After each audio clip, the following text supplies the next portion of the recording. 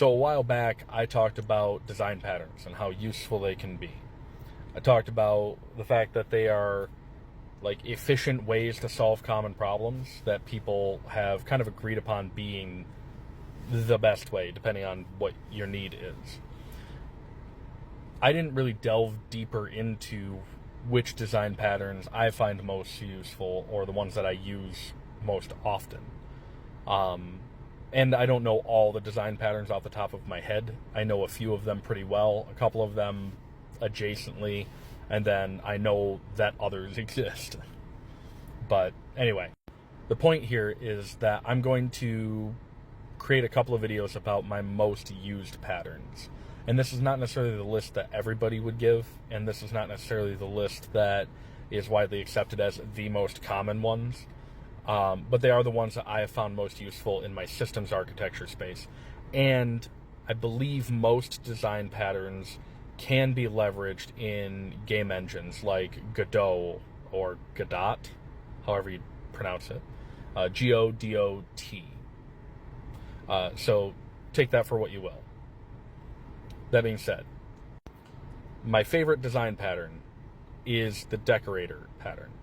And it's because it is incredibly versatile, especially when you combine it with a factory pattern. But specifically, the Decorator pattern allows me to enable dynamic functionality at runtime without having to recompile or code a bunch of new stuff all the time. So the Decorator pattern, you can think of it being kind of like building a laptop online. Like if you go to one of the big manufacturers, you start with a base model, and then you add features to it. Yeah, I want this graphics card instead of the base model one. I want this CPU. I want this amount of memory. I want this display, whatever, right? You go through and take that base model and you wrap or you decorate the base model with your new functionality and features. At first, it may not sound overly useful, but think about it this way. When you are coding something like a button, or say you want like 3 different buttons, but on your UI, on your user interface, they're all going to take the exact same amount of space, but they might have different functionalities. So maybe you want a toggle button, a menu button, like a menu that has like a popover, or a button that has a popover when you click it, and then a standard button, right? Instead of coding 3 different buttons that fit into that space, you create one base class and an interface for it.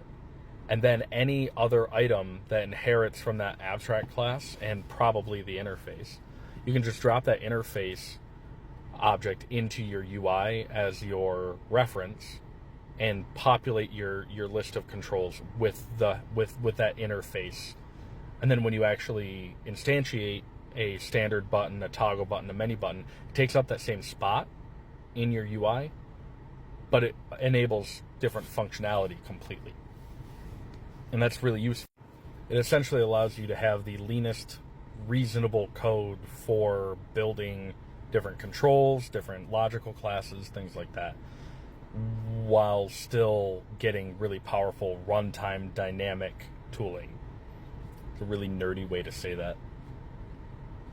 Go figure. But that's kind of the Decorator in a nutshell. You implement it by using that abstract class and then an interface, and it makes things a lot easier to test and to maintain in the long run.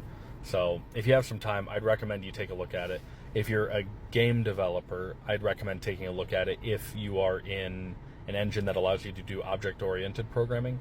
I know for sure Godot or Godot, however you pronounce it, will allow you to do it. I think Unity will as well.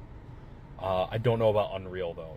And anyway, the point is, it just allows you a lot more of that dynamic capability at runtime rather than having to code a million different objects.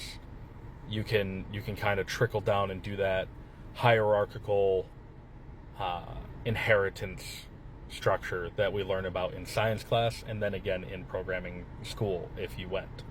But yeah, take a look at it.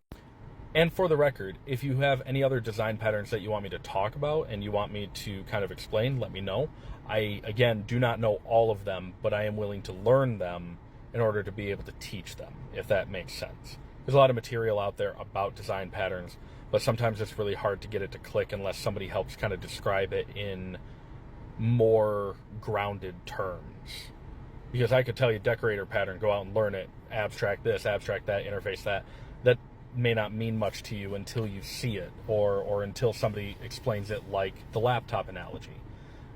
Another really good one to look into is the factory. I typically pair the factory and the decorator together, and it makes for a really powerful combination. So, yeah. Hope you enjoyed it. Hope you learned something. And again, let me know if there are other design patterns you want me to cover. Thanks, and have a good one.